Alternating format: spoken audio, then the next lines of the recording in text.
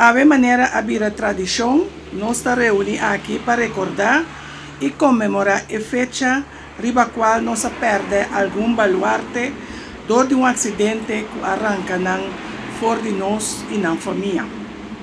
Com a labor, mestera pone brug que mestera conectar as duas partes importantes de nosso país para o que está comércio.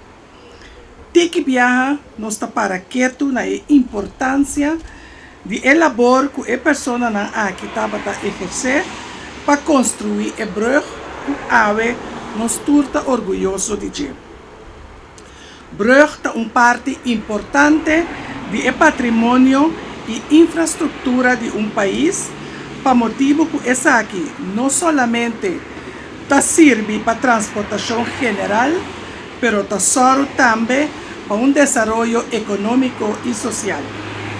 A importância para construir brug está para conectar caminhos of duas partes separadas geograficamente fora de outro para atividade comercial, turístico ou recreativo.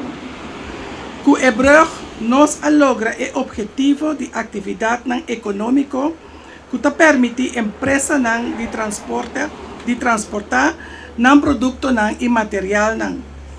O consumidor por viajar muito mais fácil de centro de Punda para centro de outra banda e vice-versa. Turistas por desfrutar e admirar nos brug. Agora, é importante para nós enfocar riba a parte social e a parte de labor.